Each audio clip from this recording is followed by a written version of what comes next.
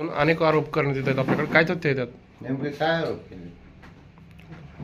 आपण गुंड प्रवृत्तीचे व्यक्ती आहात व आपण लोकांचं नुकसान करताय व त्यांच्यावरती धाक दाखवतायत आणि त्या पद्धतीने तुम्ही असं वातावरण निर्माण केलं असा आरोप करण्यात आलेला आहे। प्रभाग 20 मध्ये माझं लहानपण गेलंय, माझा जन्म इथला आहे। इथल्या सगळ्या लोकांना माहित आहे माझा स्वभाव काय आहे, माझी प्रवृत्ती काय आहे, मी भांडकुद आहे का नाही। एखाद्या व्यक्तीनं जर माझ्या घरच्या विषयी जर बोललं तर ती सहन होण्याच्या पलीकडला विषय होता आणि तेवढा जर एक विषय जर सोडला तर इतर सगळ्या माणसाला माहित आहे मी कसा आहे। गुंड प्रवृत्तीचा आरोप करणं हे एकदम हास्यास्पद विषय आहे। आपल्यावरती आक्षेप घेण्यात आला होता की आपली जो आपण उमेदवारी दाखल केलेली आहे त्या उमेदवारीमध्ये आपण गायरान जागेवरती 3 मजली इमारत बांधलेली आहे, त्यामुळे आपला अर्ज उमेदवारी अपात्र करण्यात यावी ते आक्षेप फेटाळण्यात आलेला आहे। परंतु त्याच्यावरती त्याने आता कोर्टात जाण्याची तयारी दाखवलेली आहे। योग्य आहे, न्यायालयात त्यांनी जावं, न्याय मागावा आणि जे सत्य आहे जे खरं आहे ते होईल। सर्वे नंबर 426 मध्ये शासनाची योजना आहे रमाई आवास योजना म्हणून, आणि रमाई आवास योजनेमध्ये माझे वडील माझे भाऊ यांना रमाई आवास योजनेचे घरकुल भेटलेत आणि त्या योजनेमध्ये जर जागा जर कमी असेल तर एकावर एक मजले बांधता येतात आणि त्याच्यामुळे ते 3 मजली बिल्डिंग झालेले आहे। आणि हे जर पुढल्या उमेदवाराला जर कळत नसेल तर त्यांचं अज्ञान आहे, त्याला मी काय करू शकतो?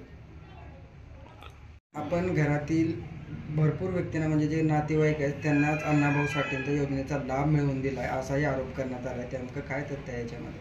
नाही, सत्य आहे। माझ्या घरात 5-6 भाऊ आहेत मी आणि 5-6 भाऊमध्ये अण्णाभाऊ साठे विकास महामंडळामध्ये ज्याचे 18 वर्ष पूर्ण होतात आणि कुटुंब जर विभक्त असेल तर अशा व्यक्तीला स्वतंत्र लाभ घेता येते आणि हे मला नाही, मातंग समाजातील सर्व व्यक्तींना ह्याचा फायदा घेता येते।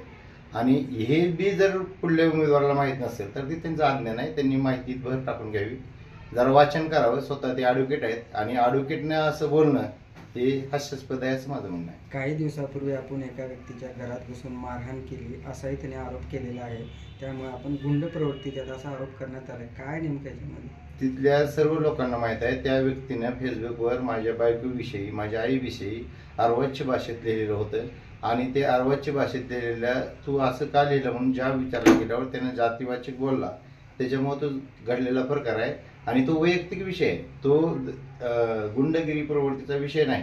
आणि समोरची महिला जी आहे ते समोरची उमेदवाराची महिला आहे, महिलावर अर्वाच्य भाषेत बोलल्यानंतर निर्लज्जपणे समर्थन करणं म्हणजे फार चुकीचं आहे असं माझं मत आहे। आपल्या उमेदवारीवरती पात्र अपात्रेचा आता सध्या त्यांनी कोर्टात याचिका दाखल करणार आहेत आणि जेव्हा ती आपली आक्षेप चालू होता त्यावेळेस आपण आज जाऊन काहीतरी संगनमत झालाय असाही आरोप करण्यात आलाय, नेमकं असं काय संगनमत झालेलं आहे का निवडणूक अधिकारी? निवडणूक निर्णय अधिकारी यांच्या कॅबिनमध्ये माननीय खासदार ओमराजे यांचे PA संतोष खोचरे होते आणि त्यांच्या समोरचा हा सर्व विषय आहे।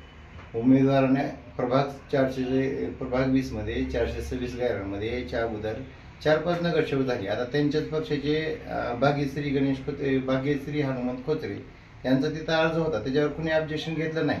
निलेश साळुंखे यांच्या घरच्यांचे अर्ज होते, त्याच्यावर कुणी ऑब्जेक्शन घेतलं नाही। वास्तविक पाहता मी तिथं बसलेलो होतो तरी ऑब्जेक्शन घेतलं नाही। त्याचं कारण काय? इथं आमचा जन्म झालेला आहे आणि हा भाग जो आहे सलम इलाका आहे, तर सगळे गोरगरीब लोक आहेत आणि हे सगळे गोरगरीब लोक आहेत, इथं राहतात, इथे माणसं निवडून येतात, त्याच्यामुळे कोण कोणावर ऑब्जेक्शन घ्यायची आजपर्यंतची प्रथा नाही। पुढला जो विरोधी उमेदवार आहे तो 2016ला भाजपकडूनच लढलेला आहे आणि भाजपकडून लढलेला उमेदवारला हा भाग कसा आहे कसा नाही याची पूर्ण कल्पना आहे। आणि एवढं सगळं असताना फक्त माझ्या सोबतच्या सहकाऱ्यांचा पाठबळ मला जे जास्त आहे त्याच्या भीतीपोटी माझा अर्जच राहू नये या कुटील डावातून माझ्यावर ऑब्जेक्शन घेतलं। बरं, घेतलं ते घेतलं, घेऊ द्या, काय अडचण नाही। जे प्रॉपर्टी जी 3 मजली बिल्डिंग सांगतात ते रमाई आवास योजनेतून झालेली आहे ती बिल्डिंग आणि रमाई आवास योजनेतून झालेल्या बिल्डिंगवर तुम्ही 100 वेळेस 30 आक्षेप घेणार। तुमच्यावर पुरावे असतील तर पुरावे लावा, एक कागदाची चिटोरी अर्जाची, त्याच्यावर तुम्ही ऑब्जेक्शन घेणार। आणि राहिला विषय मी बाहेरून अर्ज घेतला, CCTVचे फुटेज त्यांनी मागा, त्याच्यात CCTV फुटेजमध्ये दिसतंय ज्यावेळेस त्यांनी सांगितलं की का ऑब्जेक्शनचा आक्षेपाचा वेळ संपला त्यावेळेस मी सांगितलं माझ्या हातात अर्ज आहे आणि तो अर्ज मी सध्या माझ्या विरोधी उमेदवाराच्या समोरच लिहिला होता। ओमराजेंचे PA संतोष खोचरे तिथं समोरच होते, ते बघत होते मी अर्ज लिहिलेलं आणि तो अर्ज ओशी घेण्यासाठी, पोच घेण्यासाठी त्याची झॉरस काढायची होती आणि ती झॉरस काढण्यासाठी मी बाहेर गेलो होतो आणि ती झॉरस काढून मध्ये येत असताना पोलिसांनी अडवलं. त्यांना मध्ये काय प्रकार झाला तो माहीत नव्हतं. ते त्यांनी त्यांची ड्युटी केली. त्यावेळेस मी म्हणलं मी आक्षेप मध्येच घेतलेला आहे, फक्त झॉरस काढण्यासाठी बाहेर गेलो होतो. तेवढ्या एका विषयावर त्यांनी मला मध्ये सोडलं आणि मध्ये सोडल्यामुळं पुढल्या उमेदवारांनी जे आहे ते आकांड तांडव केलं. हे चुकीचं आहे. हार समोर दिसत असल्यामुळं आकांड तांडव करणं योग्य नाही असं माझं स्पष्ट म्हणणं आहे.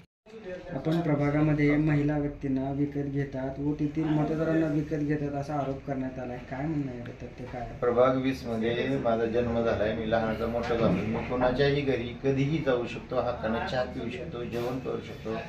इथल्या महिला भगिनी आहेत, ती बऱ्याचशा महिला भगिनी मला मूल मानतात, मुलगा मानतात. बऱ्याचशा महिला भगिनी मला भाऊ मानतात आणि अशा बिनबुडाचे जर आरोप जर कोणी विकत घेते, दबाव टाकतात, असे जर करत असतील तर मला नाईलाज असतो अब्रुनुकसानीचा दावा दाखल करावा लागेल. दूध का दूध, पाणी का पाणी 2 तारखेला होईल. 3 तारखेला विजयाच्या रॅलीमध्ये आपण भेटूच.